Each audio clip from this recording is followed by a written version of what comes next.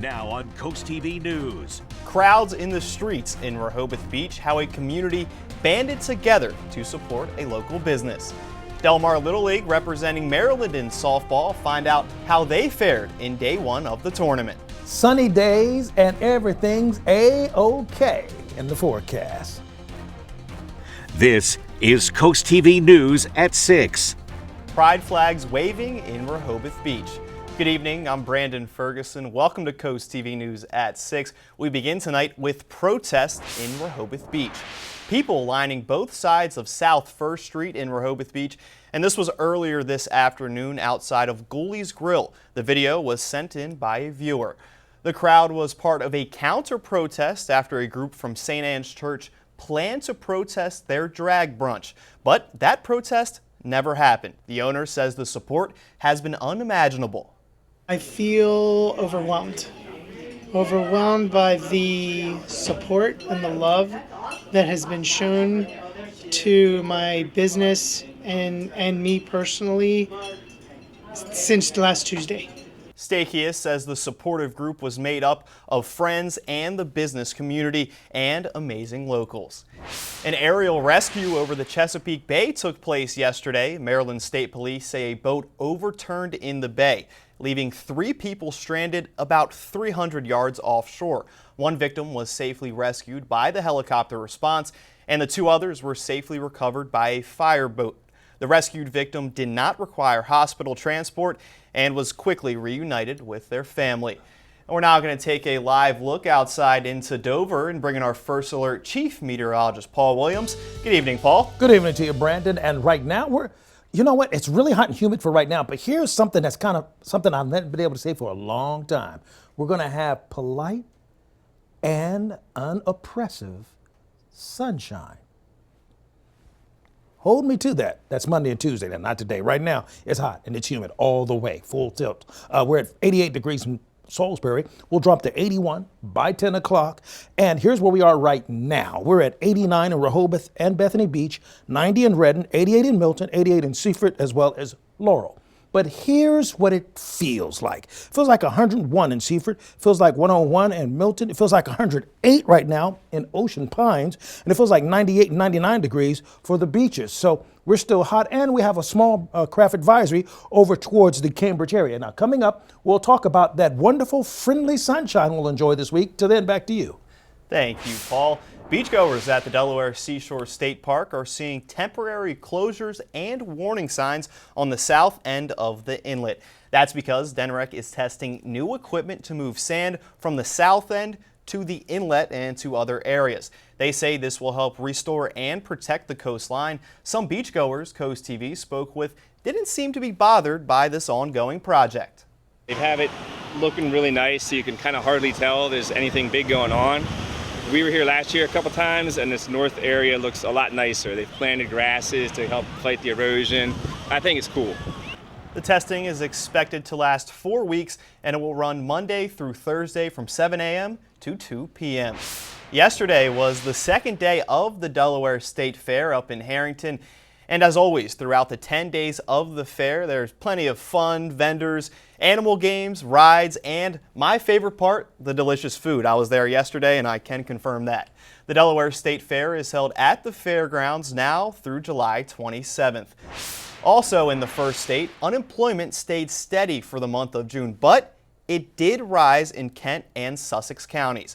That's according to the state's monthly labor review, which says overall unemployment stayed at 4% from May to June. But in Kent County, it rose from 4.1% in May all the way to 4.9% in June. And in Sussex County, unemployment rose from 3.7% to 4%. The job sectors that saw the most growth last month were private education and health service industries, with about 1,300 jobs added in Delaware. Del Mar Little League is in Bristol, Connecticut, representing Maryland in the Mid-Atlantic Regional Softball Tournament. That started today. Del Mar fell behind early 7-0 against West Suburban Little League, representing Pennsylvania in their first game of the tournament. Del Mar fell behind early thanks to an RBI double, But Del Mar did make some good plays in the outfield throughout the game, but Pennsylvania added 5 more runs in the bottom of the 3rd inning, making it 7-0. Pennsylvania no-hit Del Mar, cruising to the 7-0 win. And Del Mar will play again on Tuesday, July 22nd at 1 p.m. against the loser of the Delaware versus New Jersey game. After the game, we spoke with Del Mar manager about what he expects from his team going forward. This is a resilient group. They're going to bounce back. Like we did the same thing in the state final. Lost the first championship game and came right back and kicked butt. And I expect the same out of this group. They know what it takes to win.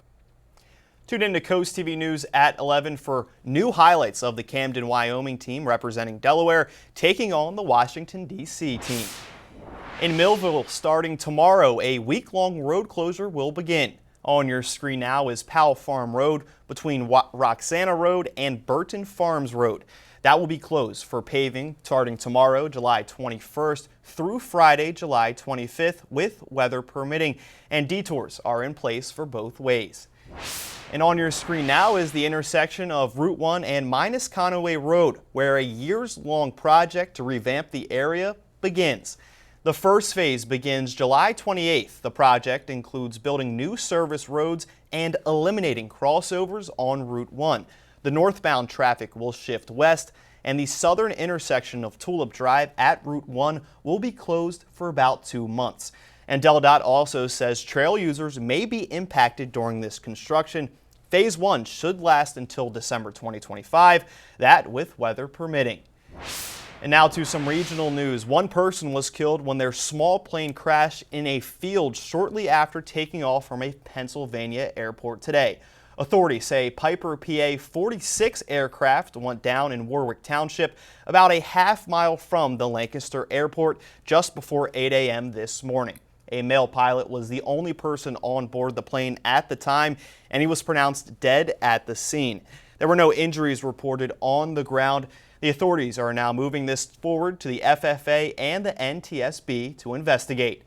And we are just getting started here on Coast TV News at 6. Coming up, a new poll on ICE deportations, what a majority of Americans think about these operations. Not so steamy for the next few days. I'll show you why Mother Nature's cutting us some slack, but here's a look at your state forecast for tonight.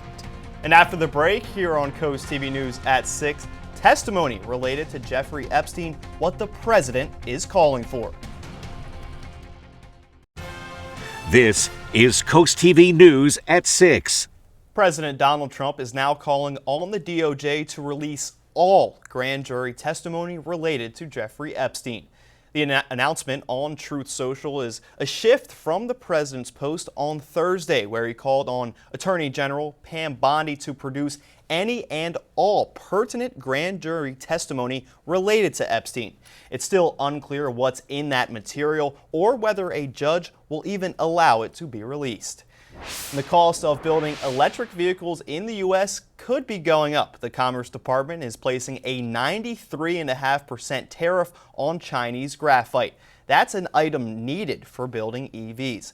This decision to place a fee on Beijing was applauded by U.S. graphite producers who claim Chinese producers have dominated the market and have prevented American companies from becoming established. Analysts say this move will escalate the trade-related tensions between the two countries. In a new poll, Americans largely oppose recent efforts by President Trump's administration to scale up its deportation program. A new CNN poll conducted by SSRS found that 55% of those surveyed said the president has gone too far when it comes to deporting immigrants living in the U.S. illegally. That is up 10 points since February. The survey also revealed a big political split. 90% of Democratic-aligned adults now say that Trump's deportation policy has gone too far, while just 15% of Republican-aligned adults say the same. Well, for the first time in a while, we'll have some bearable sunshine without smothering humidity, but we still have a whole lot of rain. We've accumulated 3.5 inches for the month above norm and nearly 5 for the entire year. Your full forecast is coming up. Well, hear ye, hear ye. I'm going to bring you tidings of good news for the forecast for Monday, Tuesday, and Wednesday. That heat and that humidity we've been dealing with all weekend long, that's going to go away at least briefly without the threat of rain for the next few days. So you get the best of both worlds here. I knew you'd like it, and it starts on Monday. But right now, we are still hot. We are still humid. We're at 85 degrees, for example. Ocean City, 77, the dew point temperature. We're going to drop those dew point temperatures over the next few days. That's going to be very helpful to you. And we'll drop to 81 degrees by 10 o'clock in the evening time. Now, let's talk about the here and now. It's hot. I mean, it's 87 in Lewis, 88 in Milton, 87 in Seaford and Laurel. Well, it feels like 99 in Seaford, and that's actually after it got a little better. It feels like 103 in Milton. It feels like 100 degrees in Rehoboth Beach and 99 Bethany Beach. But the winter chicken dinner goes to Ocean Pines right now, feeling like 104 degrees as we speak. The muggy meter has been ticking way above the norm so far, but look where it's going to dip to. It's going to dip significantly for Monday, Tuesday, Wednesday. You know, we'll hold off until next Friday before we start dealing with the very humidness of the week. And that's good, a break from the oppressive humidity. We're clear for the most part for right now. We had a spot of rain that pushed across the Dover, Riverview area along northern portions of Highway 1. But aside from that, we're staying pretty clear for today. It's really not a problem. Our state fair forecast for this evening, we're looking for it to stay, let's say, about 81 degrees, partly cloudy skies, but still staying a bit on the warm side because of the humidity that we have for today. That will be the past for tomorrow. For Monday, look at these numbers. Instead of 90s or 100s, we're in the low 80s. That's interesting. And the winds are out of the north. So I'm calling it milder, kinder sunshine. 84 for the high in Georgetown, 82 in Seaford and Laurel. That's below the norm for this time of the year.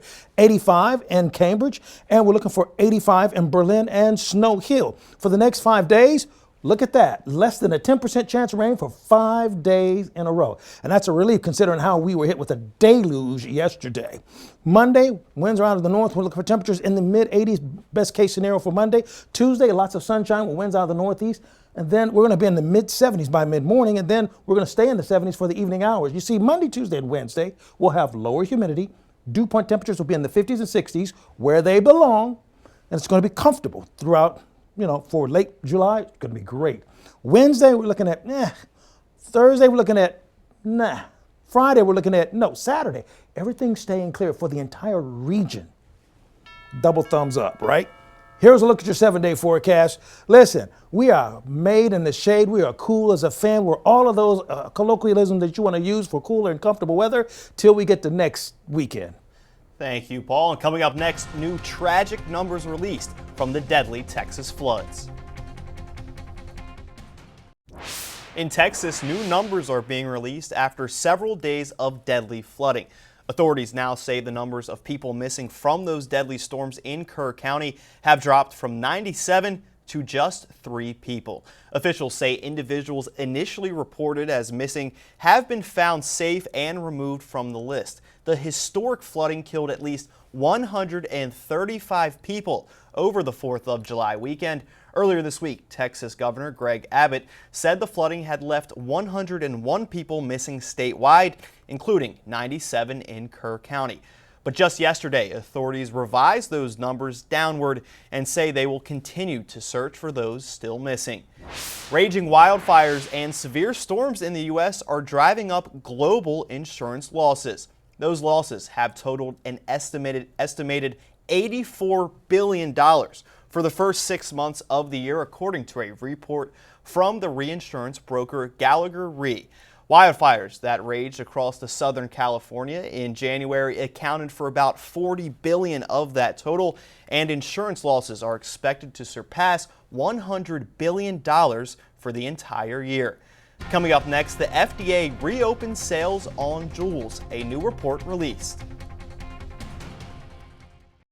The U.S. Food and Drug Administration has approved the sale of Juul vapes years after trying to ban them. On Thursday, the FDA approved the sale of Juul's e-cigarettes and its refill cartridges. The agency banned the products in 2022, but the ban was almost immediately suspended while a review was underway. Juul was initially accused of marketing the vapes to teenagers and children. The FDA now says Juul products can help adult cigarette smokers quit or use less harmful products. 2 members of a government watchdog group are blasting the acting chair's decision to delay a final ruling on water beads. The agency was scheduled to issue a final rule on the toys on Wednesday, but 2 members say the acting chair, Peter Feldman, blocked it without an explanation. Feldman was nominated by President Trump, and he was also accused of canceling a hearing where consumers would share stories about the dangers of water beads. The CPSC currently has a warning on water beads and urges parents to not have them around children. And we're now going to take a live look, a beautiful shot into Ocean City, one person even kayaking out there. And after the break, we'll have a final check on your forecast. It just wouldn't be summer without it. Millions of people are getting ready to take a bite out of Shark Week. The Discovery Channel's ever-popular Shark Week programming starts tonight. Shark Week lured more than 25 million viewers last year, and this year, the event will premiere with 20 hours of new shows. And I will be one of the people watching it. I love Shark Week. I'm a nerd. I do. So we take a look at Ocean City right now, and we're staying really clear and 86 degrees. We'll drop down to 82 by 9 o'clock with mostly clear skies.